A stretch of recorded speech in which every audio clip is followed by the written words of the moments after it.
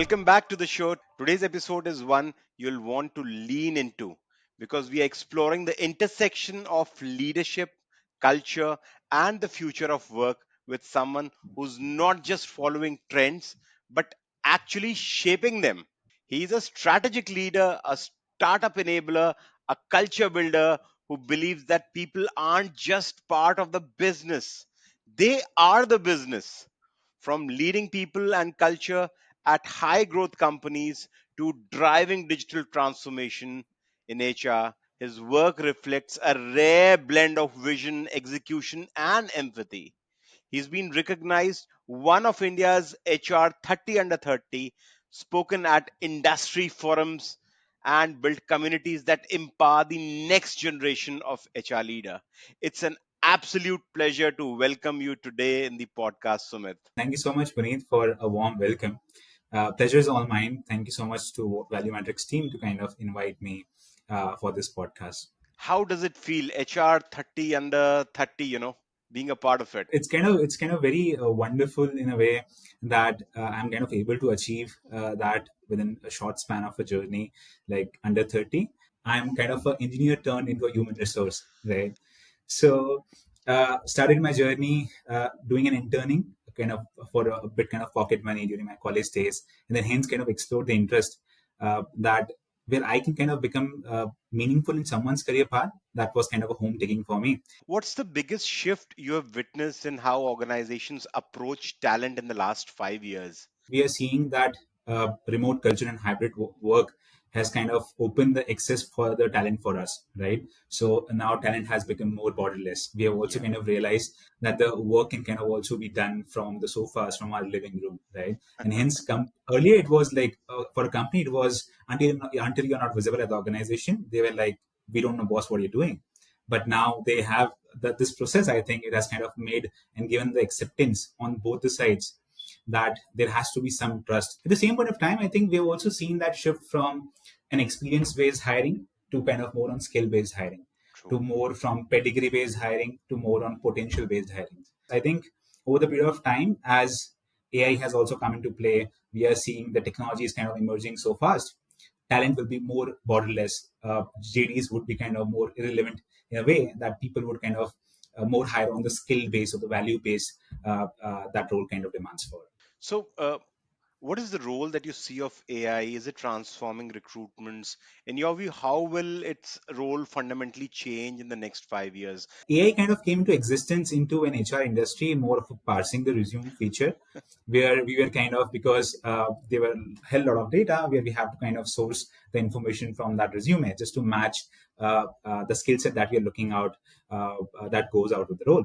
And hence, it is what I foresee in the near future that AI would be more from a sourcing tool to more of a strategic advisor. I also see that role would kind of be more less on spending time for maybe sourcing the resumes, more on scheduling the things. Instead, there would be kind of a person who would kind of bring that empathy or that emotional intelligence into play. And as like everyone is saying that AI will replace people, right? I think we should kind of come out of that era as well and just see AI as a tool that kind of really empowers us, not kind of see only from the perspective of black versus white or neither from AI versus humans. It should be AI plus humans. What are the Yeah. common misconceptions that you think the HR leaders have about AI in hiring? They feel AI is a kind of magical tool that will kind of remove all the biases and it will kind of do that perfect hiring for them, right? So I would say it's not really a magical thing, but it's more of a mirroring tool, right? It is kind of trained on loads of data information.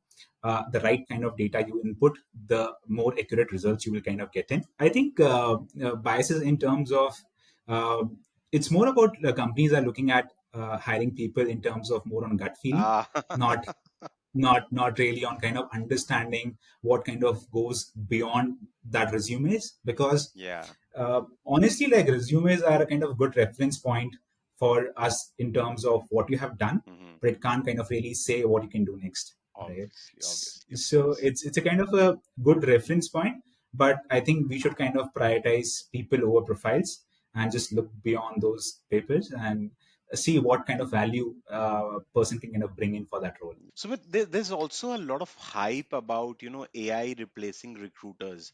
Do you see this happening, or is it just a hype than reality? I would say with the AI evolving, the role of recruiter is not disappearing; it's evolving more, right? So, as in time, kind of we'll see more in the near future, and hence we are also seeing that kind of demands a new kind of skill set, right? It will kind of demand a new kind of recruiter who can kind of also understand the AI, who can kind of use AI for scale to kind of optimize the things that they're doing in the processes, and at the same point of time the recruiters can kind of bring their emotional intelligence, their empathy, and kind of their behavior traits into the systems. How do you think organizations are effectively balancing AI's efficiency with the essential human element in recruitment? So basically, for any of the recruiter, it's a kind of very repetitive task in terms of sourcing the resumes, to Agreed. kind of reaching out to candidates, to scheduling the interviews. So nowadays, companies are kind of looking at using AI as more of an efficiency tool, more on kind of who kind of gives us a data set where we can kind of forecast our talent needs.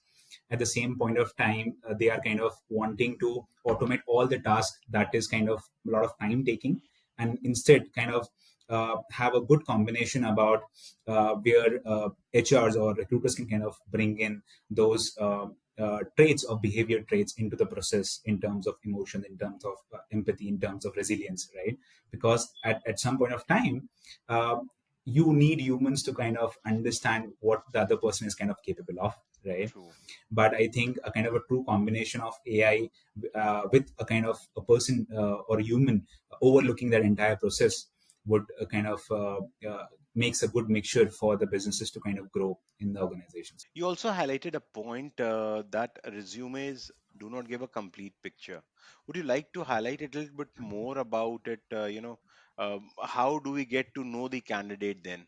As I said, it's kind of more about what they have done in the past, right? It's just a kind of good reference point for someone to look at.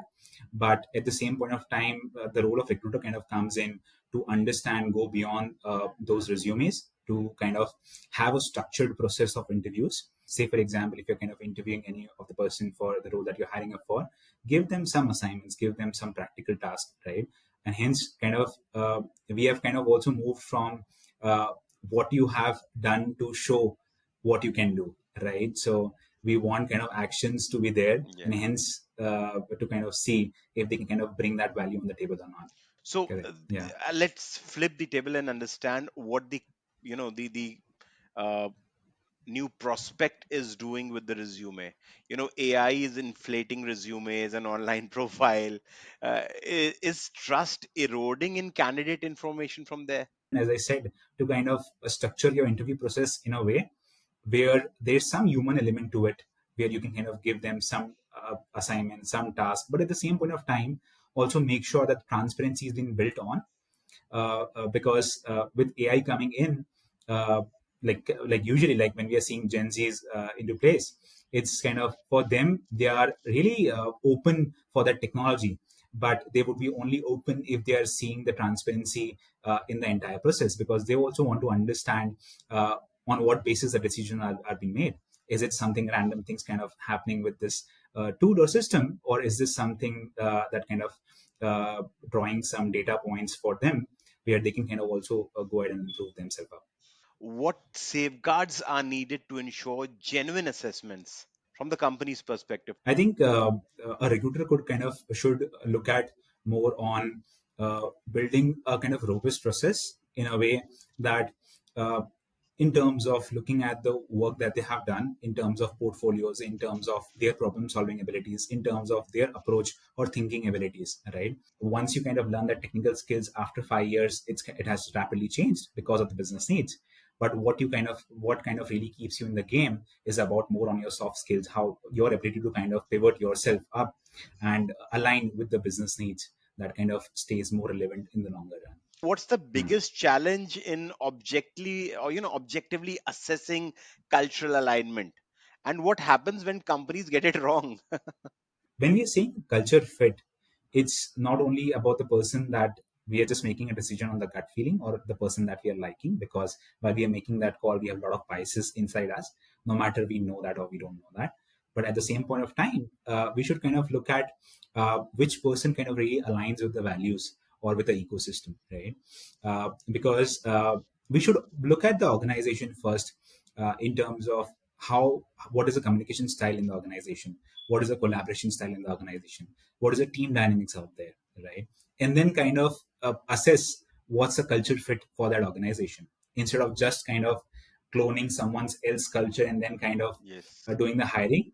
What do you think are the primary reasons for these mishires? So I think the biggest reason for any of the mishire to kind of happen, apart from no matter how many keywords that we have put to source that profiles and we have got that exact match resume that we're looking at, it's about the expectations misalignment, right?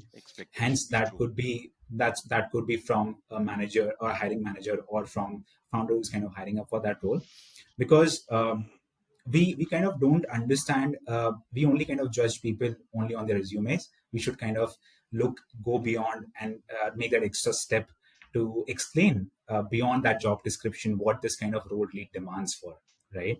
And also understand whether this person would be able to fit in that team dynamics or not, because that is also the most important part. So building high performance team is the key. So what's the major Yeah. obstacle you to proactively building a team, with strong dynamics? What are we missing on some crucial data somewhere? So team dynamics often feels like more of a guesswork, but I think we should kind of look at more on a kind of growth fit, right? If we are hiring for any new people, what how it kind of really impacts the existing team dynamics, right?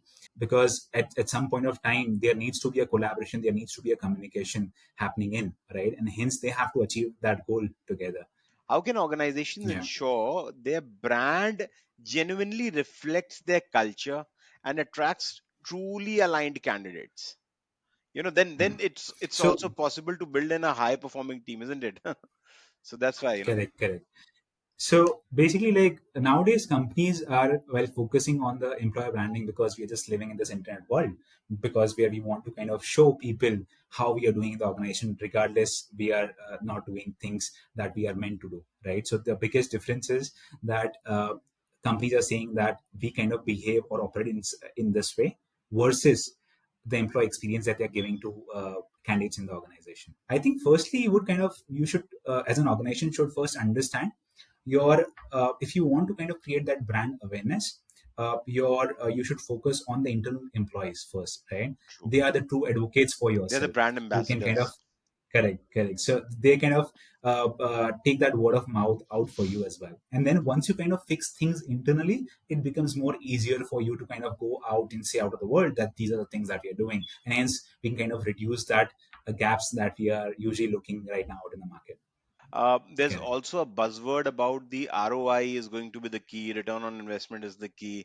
But how can we effectively measure ROI of human capital investment, especially in the areas like cultural fitment and team dynamics, where a lot of guesswork is happening? I think right now nowadays, like while the founders or the company owners should kind of understand that when we are talking about the culture fit or in general about a human resources that we are deploying for the business, treat HR function as a growth function, right? Not just to kind of more on a reactive basis, the way we kind of do the investments for our sales and marketing teams.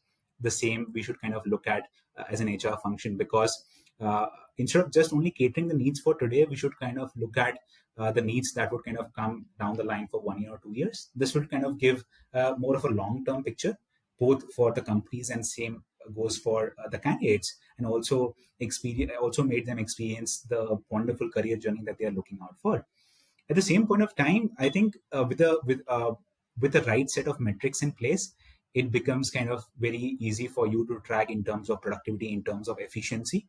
First, kind of let's be clear what kind of task or role that you are expecting that person to do at the same point of time, because it's not just the headcounts that we want to increase in the organization. It's about the value that we want to kind of get from that role. Interviews and basic tests are standards. in the hiring process.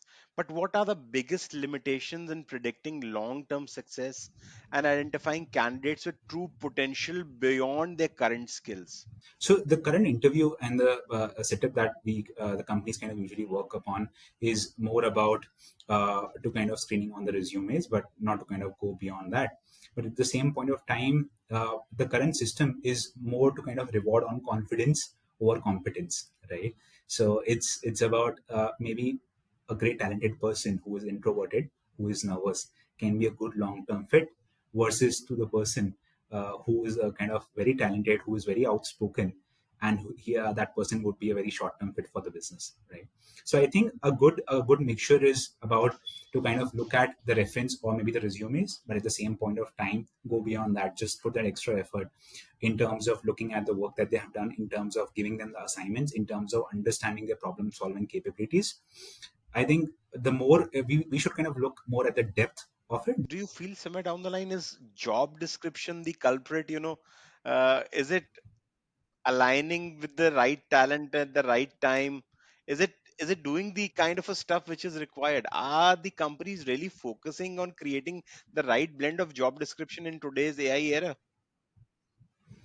I think there is a kind of mismatch from both the sides while hiring managers just kind of cloning the job description of any XYZ company because organization, as said, like the change is constant in this, the needs of an organization is changing so rapidly, and hence, no matter the titles could be same, but the demands for that role would be very different. Building great teams is the goal, but what does great means in today's context? How has Yeah. your definition of a great team evolved? Yeah. So I would say I would just put it as a way the great teams are not just the smartest teams, they are also the teams who are more adaptable.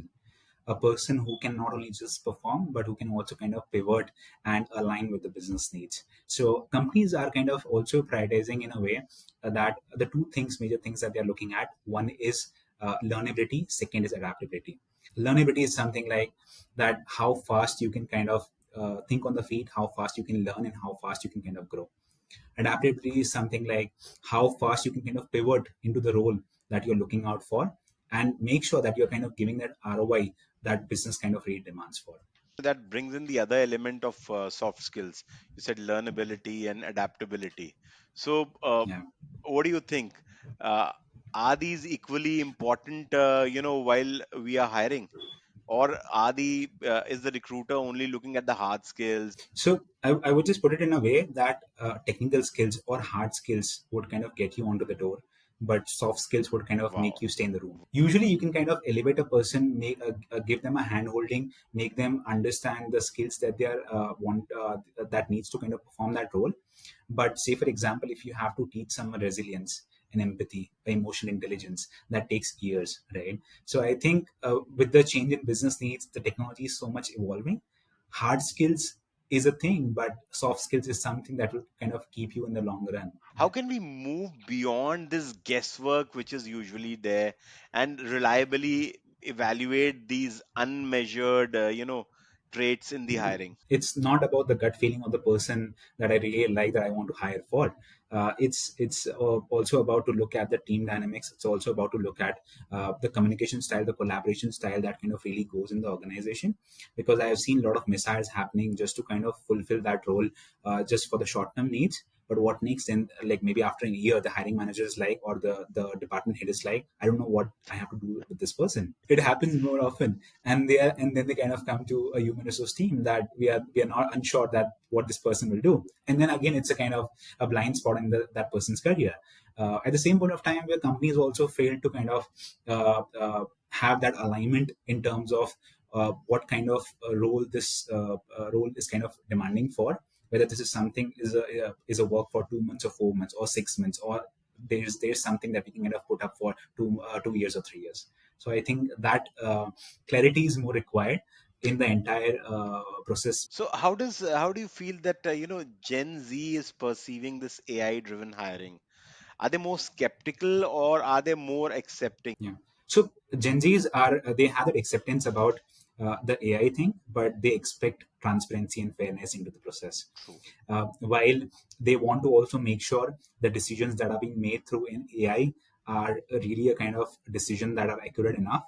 At the same point of time, they also expect a timely feedback. They also kind of expect that there has been a fairness in the process. It's not something like that you are not kind of connecting to a candidates. You are just telling them that I just reach out to you. There has to be some sort of fairness and transparency within the process. It kind of creates that trust between the candidates also. There's a hue and cry about the candidates who are not successful, and Hmm, a company's brand can be created or destroyed by not handling the candidates who are not selected. So, correct. what kind of an experience do you think is important for the unsuccessful candidates, given today's the era of AI? And how do you feel? And a lot of layoffs are happening. Very few positions are coming these days. So still, and there's a larger pool of candidates available. So what do you think? Correct. Is happening? So for a person who's kind of not really getting selected or making through that door is a person who's kind of not really who's kind of really only focused on that role, not a journey that he has went through for that 3 years or 5 years, right? At the same point of time, he or she kind of needs to kind of look at one of those soft skills as said. It's also about how you kind of have that storytelling with your employer, how you kind of Agreed. present yourself up. No matter person A in one organization is doing the same work with person B in the other organization, but person B kind of goes out, put a storytelling in a way that kind of really appeals to True. the employer. He kind of really stands out, right? And say for example, if someone is kind of hiring up for the design role, a design kind of being a very creative role, uh, candidates should kind of go and take that extra effort beyond the job description or kind of applying to that resumes. They should kind of first look at the design problem that company is trying to solve and make some sort of portfolio for 3 pages or 4 pages and just try to pitch in. Because as we are seeing the layoffs happening in, if you kind of don't change your approach or don't change your style in terms of approaching to an employer or to kind of portray yourself up or to kind of present yourself up, you will kind of not make through that door. How do you effectively measure candidate and employee satisfaction and use this data to improve hiring and employee experience? Yeah. So while we are kind of running any sort of pulse survey or any kind of net promoter surveys in the organization or through our hiring process, satisfaction surveys are more about kind of gives that indication to you, a more kind of a signal thing.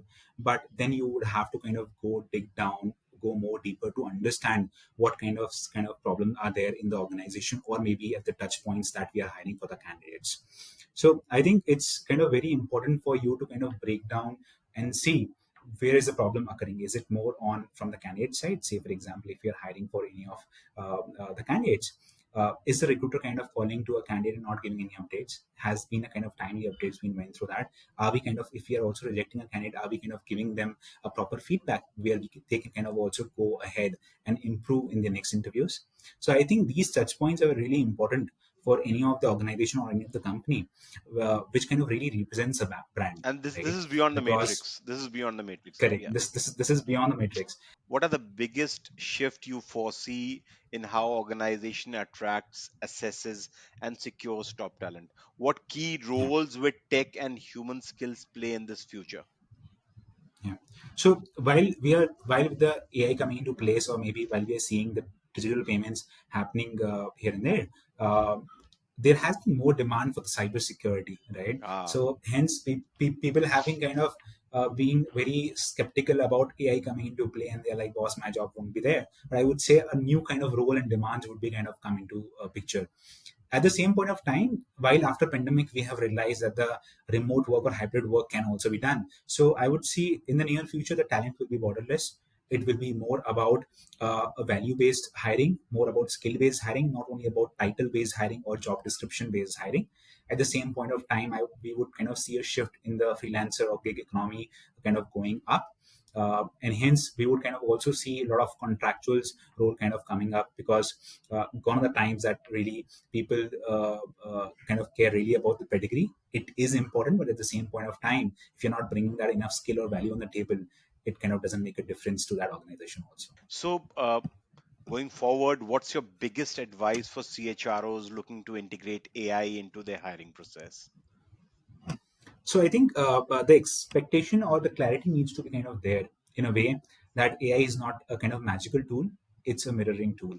At the same point of time, if you had biasness in your processes in your hiring, and if you are thinking that AI will kind of come and fix it, it won't happen, right? True. You will first have to historically put that human intervention, remove that consciously from your process, and then kind of give that input to an AI. At the same point of time, have that clear indication. Are you trying to improve the efficiency of the workplace, the processes or systems that you have? Are you trying to get the data insights that really help you in terms of your talent needs, right? So that predictive analysis will play a role there as well. So I think the clear indication needs to be there what you're trying to achieve, just not just to kind of look at as more of buzzword and just try to get integrated into the organization. So I think that expectations or that clarity needs to be there at the first place, and then kind of go behind it. If you can just help me with one myth about AI in recruitment, and if you want to debunk it, so what would it be, Yeah. So, as said, like people feel that AI is just a bias-free machine, right? As said earlier, it's something. It is a tool that will really help you to get the efficiency into the process, right? But at the same point of time, if you kind of combine that with a human element to it, a person kind of who's kind of overlooking the entire process, because the AI coming to the play, it will be also more about the human emotion into that hiring practices, right? Because as we are saying that we have to go beyond the job descriptions or beyond the resumes, we have to understand where that person is coming from. So I think we should kind of get out of that zone that AI is just a bias-free machine. Instead, we should kind of look at more a tool of amplification. Great. Thank you, Sumit. It was lovely interacting with you. It was indeed a pleasure. You've answered a lot many queries that our audience, write to us and they ask us. And it was indeed, the way you have brought in your wit and the humor element that you have brought into the entire, discussion. It was really worthwhile. So thank you. Thanks a Wonderful. ton. Wonderful. Likewise, Puneet. It was great speaking to you. Thank you so much for the Value Matrix team to kind of getting me on the podcast. And I hope this kind of really helps the viewer with the information nuggets that we have shared over this podcast. Thank you. Thank you. Okay, so that was Sumit, the head for people and culture from Rika Club. And that brings us to the end of an inspiring conversation with him. We have touched on the power of purpose driven leadership, the evolving role of HR in shaping culture, and what it truly takes to build people first organization in a fast changing world.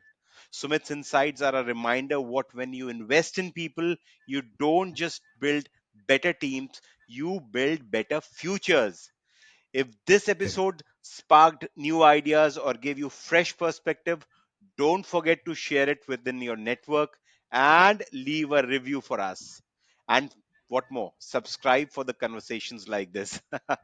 Sumit, thank you again for joining us for the incredible value you brought today. And until next time, keep learning, keep growing, and as always, lead with purpose.